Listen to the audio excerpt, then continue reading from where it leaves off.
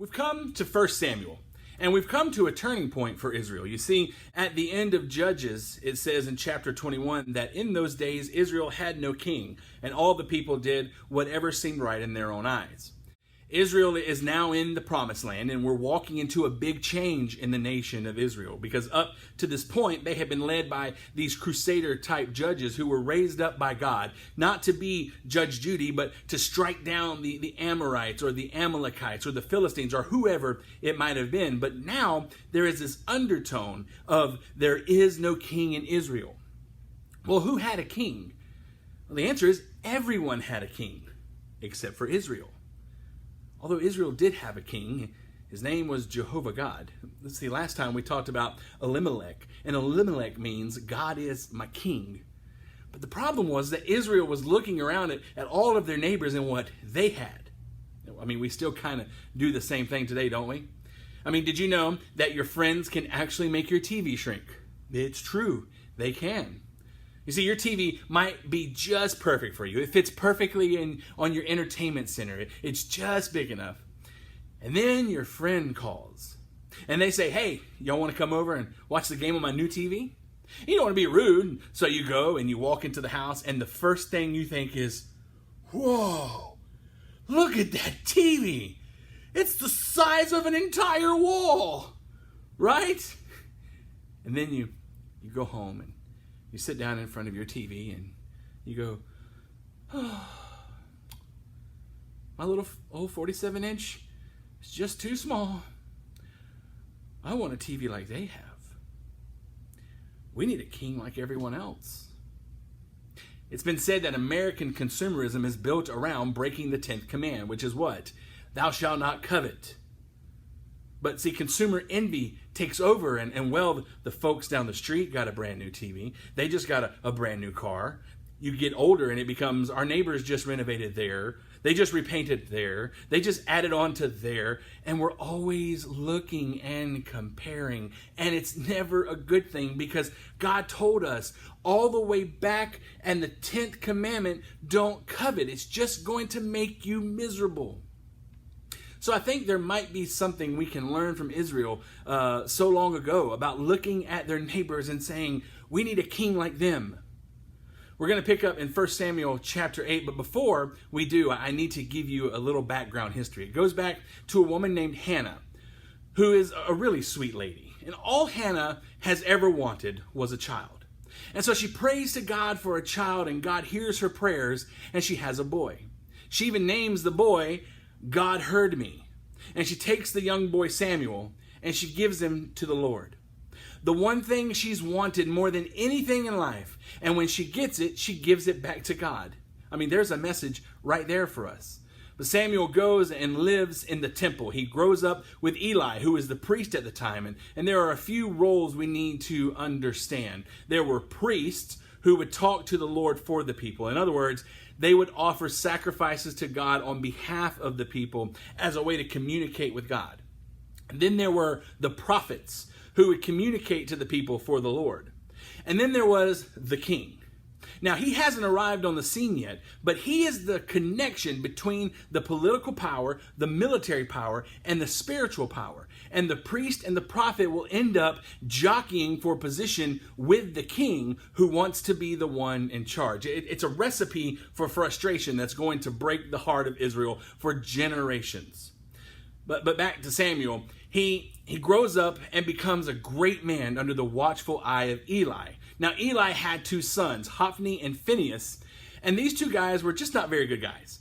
Eli ends up losing his sons and dies, and Samuel becomes the new leading priest in Israel. And when he became old, it seemed fairly difficult to pass on his duties to his sons, Joel and Abijah, because they were not very good either. And so the people see this as an opportunity and start shouting, "We want a king! We want a king!" Chapter 8 and first 7 verses says, As Samuel grew old, he appointed his sons to be judges over Israel. Joel and Abijah, his oldest sons, held court in Beersheba. But they were not like their father, for they were greedy for money. They accepted bribes and perverted justice. Finally, all the elders of Israel met at Ramah to discuss the matter with Samuel. And they told him, look, You're now old, and your sons are not like you. Give us a king to judge us like all the other nations have." Samuel was displeased with their request and went to the Lord for guidance. The Lord replied, "Do everything they say to you, for they are rejecting me, not you. They don't want me to be their king any longer." So they cry out, "We want a king like everyone else." But they already had a king. His name was Jehovah. It was God. But they decided they wanted something else or someone else. Really, you can frame this part of Israel's history with two simple words, and that is ignoring God. And do you know what happens when you ignore God? You're like the little kid who's patiently waited and watched their mom bake those chocolate chip cookies. Oh, nothing better than some hot, fresh chocolate chip cookies, right? And so mom pulls the pan out, she sets it on top of the stove or on the countertop, and the kid goes and tries to grab some, and in a flash, mom grabs the kid's hand and says, "Don't touch that, it's hot." "But I want a cookie." And as soon as mom turns her back, she hears a scream, turns around, and the child has grabbed a handful of chocolate chip flames, and it's stuck to her hand, and she's trying to get it off. Now, I'm going to let you in on a little secret. As parents, there's a part of us that wants to say, "See, I told you so. You don't listen." There's an old saying that goes so well with the story of Israel, and it's, the more you get what you want, the less you want what you get. There are three principles that we can learn from Israel. And the first is that Israel ignored God's advice about trusting and honoring him. And so they faced shame needlessly. When they said, "We want a king to go out and fight," I want to stop and say, whoa, hold on. Who do you think's been fighting all along? When they were coming out of Egypt and came to the Red Sea, and Pharaoh and his army were coming up on them, what did they do? Did they turn around and try to fight them off? Did they pray them away? No, they just waited to see what God would do. And so when I want to step in and say, "I'll take care of this, God," just hold on. Really? Really? Who do you want to fight your battle for you? You or God? But we want a king, right? Let's go back to Hannah for a minute. See, Hannah has dropped her son off, and he's living in the temple with Eli, and he's watching Eli's son, Hophni and Phinehas. And he writes in chapter 2, verse 17, "So the sin of these young men was very serious in the Lord's sight, for they treated the Lord's offering with contempt." Well, so what were they doing? Well, they were using their position and power to line their own pockets. They would take the best part of the people's sacrifices and keep them for themselves. And God says, "I'm not going to take you disrespecting me and shaming me. So you know what? The more you get what you want, the less you want what you get. You want this way? All right, how about this? The Philistines attack Israel. They overwhelm them, and they take the Ark of the Covenant away. The more that Israel gets what they wanted, the less they wanted what they got. And they say, okay, you know what? We'll take care of this. We'll handle this. We got this." And the Ark of the Covenant is taken away. And Eli, an old man, hears of this, falls back in his chair, breaks his neck, dies. And God is looking down on Israel, and he's saying, "You don't have to live like this. You don't have to go through this if you'll just listen and trust me." Sometimes we tend to think that the only way we can learn is by making mistakes on our own. And sometimes those mistakes get us in situations that are not good. They bring pain and heartache and sadness. God tells us on a constant basis, you don't have to suffer. God says, honor your parents. Respect your parents. If you choose to ignore God, all it's going to bring is frustration and hurt. God says, stay away from anything that may lead you away from me. Don't worry about what the world thinks. Just focus on me. Don't worry what everyone else expects from you. Just love me and love others. If we ignore God's wisdom, well, good luck. Yeah, but I want to. Okay, go ahead. Go ahead and reach up there and grab that hot cookie dough. But remember, the more you get what you want, the less you want what you get. And is it not true that when we ignore the advice and direction of those who love us, we end up needlessly with problems? Hello, it's right here. God tells Eli in chapter 2, verse 30, "Therefore the Lord, the God of Israel says, I promised that your branch of the tribe of Levi would always be my priest, but I will honor those who honor me, and I will despise those who think lightly of me." That's pretty straightforward. You want to live a life that's blessed? First, honor and trust me. The second lesson we see about Israel is that they ignored God's advice about rulers and power, and they got leaders who took advantage of them and led them astray. And here is where Saul enters the picture. Poor Saul. It wasn't all his fault. It was the people who were demanding a king, back over in 1 Samuel chapter 8. So Samuel passed on the Lord's warning to the people who were asking him for a king. Samuel said, "This is how a king will reign over you. The king will draft your sons and assign them to his chariots and charioteers, making them run before his chariots. Some will be generals and captains in his army. Some will be forced to plow in his fields and harvest his crops, and some will make his weapons and chariot equipment. The king will take your daughters from you and force them to cook and bake and make perfumes for him. They will take away the best of your fields and vineyards and olive groves and give them to his own officials. He will take a tenth of your grain and your grape harvest and distribute it among his officers and attendants. He'll take your male and female slaves and demand the finest of your cattle and donkeys for his own use. He'll demand a tenth of your flocks, and you will be his slaves. And when that day comes, you will beg for relief from this king you are demanding, but then the Lord will not help you." But the people refused to listen to Samuel's warning, and they said, "Even so, we still want a king. We want to be like the nations around us. Our king will judge us and lead us into battle." Samuel tells the people, "Do you know what's going to cost you?" The people say, "We know better." See, Samuel tried to warn them. The king will take your sons to fight in wars, and your daughters will work in his palace, and he'll take your finest vineyards. He'll tax you. He will turn you into indentured servants. Are you listening to me? And they acted like a 5-year-old and said, "I'm not listening, I'm not listening, I'm not listening. We want our way." And so God gives them what they want. And they will soon learn that the more you get what you want, the less you want what you get. God tells Samuel that there will be a guy coming soon. His name is Saul. And he'll be looking for his father's donkey. You're going to anoint him king. It's funny. Saul is looking for a donkey. Samuel is looking for a king. One of these things is just not like the other, right? So Saul is on the hunt for his father's donkey. They direct him to Samuel because maybe he can help. Samuel tells him, forget that donkey. You're going to be king over Israel. He explains everything to Saul, that God has chosen Saul to be king. And don't worry about the donkey. They're already back at your father's house. Saul becomes king, and God blesses Saul as king. He fights off the Amalekites and the Philistines, and he's a great and powerful warrior. But power begins to corrupt the man. And before you know it, he's erecting monuments to himself. He's proclaiming, "Look at all that I have done." And then starts saying, "You know what? I can handle this. I can do this. I'm going to do this. Look at me." And Israel suffers. Why? Because they didn't listen to God. I have to believe that God was watching with sorrow in his eyes, saying, "See, I told you not to touch those hot cookies. I told you what would happen." How different are we from this? How different are we really from Israel or even from Saul? God says, "Be gracious to your enemies." And we say, "They can't get away with that." And you harbor a grudge, and the bitterness grows, and hurt comes from it. And the more you get what you want, the less you want what you got. God says, "Be generous." And we say, "But I can't." God says, "Are you going to ignore my advice?" Do you know what I've learned in my short years on this earth? And that is, the times that I've been more generous have been the times I've been more blessed. The times that I have been more giving are the times that I have received the most.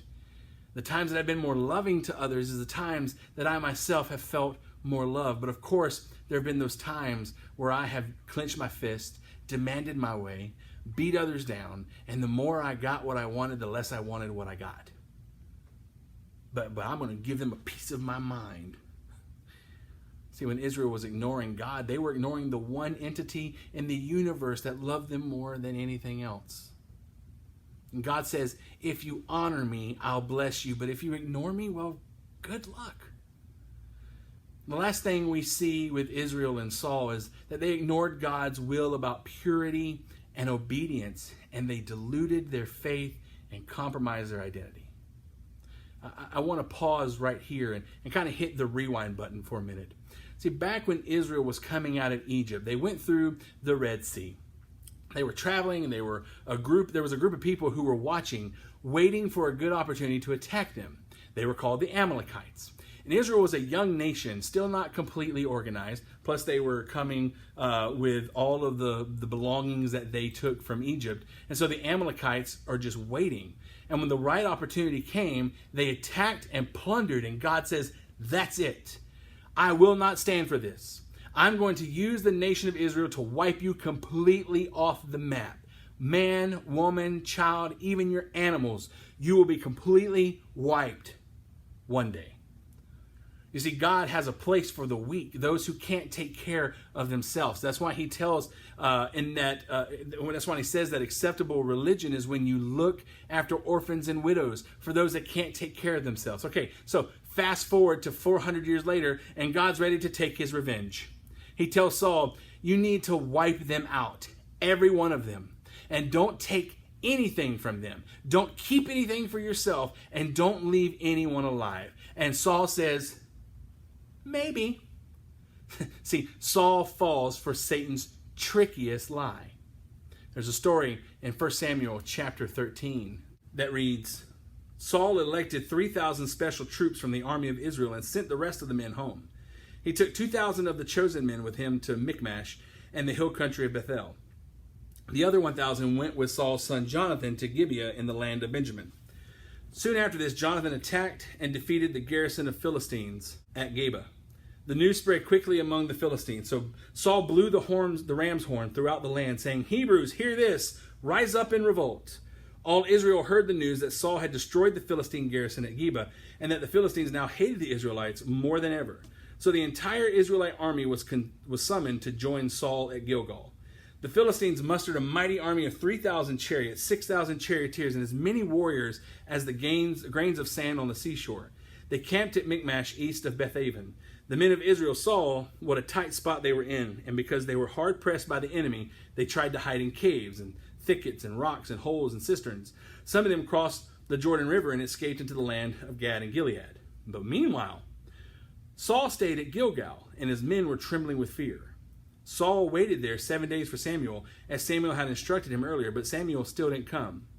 And Saul realized that his troops were rapidly slipping away, so he demanded, bring me the burnt offering and the peace offerings. And Saul sacrificed the burnt offering himself. Do you see what he did? He put himself in the role of priest.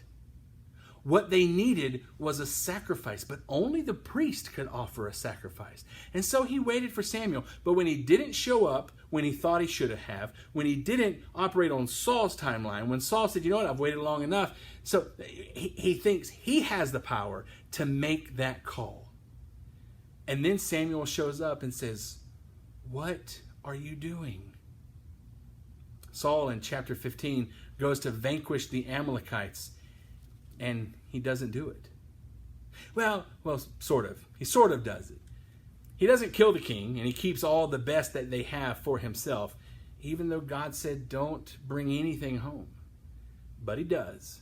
And Samuel shows up and says, what you got there, Saul? Saul says, nothing. Samuel says, oh, really? So what's all the sheep and cows that I'm hearing? Are they from the Amalekites? And Saul says, yeah, I kept a few things, but look, I took their king captive. And Samuel tells Saul that God was sorry that he made him king. In chapter 15, starting in verse 17. And Samuel told him, although you may think little of yourself, are you not the leader of the tribes of Israel? The Lord has anointed you king of Israel. And the Lord sent you on a mission and told you, go and completely destroy the sinners, the Amalekites, until they are all dead. Why haven't you obeyed the Lord? Why did you rush for the plunder and do what was evil in the Lord's sight? Saul insisted, but I did obey the Lord. I carried out the mission he gave me. I brought back King Agag, but I destroyed everyone else. Saul says, I did what God told me to do, right? Or I did most of it. Well, this is called partial obedience. And do you know another word for partial obedience? That's right, disobedience. Saul did part of what God told him. And so it might have looked good. It might have looked like he was doing the right thing, but it's still disobedience. God says, hold on. There's only one king here. It's either the king of heaven and earth or Mr. I think I know what I'm doing king. So which one do you want? Maybe that's the question we need to ask ourselves from Saul's story. And that is, who's your king? As Christians, we proclaim Jesus is King of Kings and Lord of Lords, but he's not your king if you ignore him. He's not your king if you're as sweet as you can be at church or at youth group or around other Christians, but you're just nasty at home. You say, well, but I go to church, I sing the songs, I listen to the sermon, but see, he's not your king if you ignore him every other day of the week. That's partial obedience, which is still disobedience. Partial obedience says, I'll do this part, but not that part. I'll do only up to this point, but forgive someone? No. Let's use this for example. So let's say me and my wife, we're married, because she's my wife, and I go on a trip. I go on a trip for a week. Maybe I went to Impact or camp or whatever. So I go on a trip for a week. And when I come home, I can just tell that something's off. Something wasn't right. And so I ask her, were you faithful while I was gone? And she answers, mostly, yeah. Wait, I'm sorry. Mostly? Mostly? Well, I mean, yeah, it wasn't every day, but for most of the days, I was totally faithful. Would you be like, oh, okay, well, as long as it was most days? No, that's ridiculous. So why is it that we do this with God? God, I went to church on Sunday. I prayed like 3 times this week. I read a couple of verses. I mean, I honored you until I got out of bed. Partial obedience equals disobedience. And it crippled Saul and led Israel astray. If you are a Christian, that means you proclaim Jesus is Lord. So what does that make you? Like if you say that that's my uncle, then I know that you are his nephew. Or if you say that's my husband, then I know you're his wife. So if you say Jesus is my Lord, what does that make you? It makes you his servant. So don't look at your neighbor's TV screen, but ask yourself the question, who's going to run my life? Who's going to call all the shots? You? Popular opinion? What someone else says? Or will it be Jesus?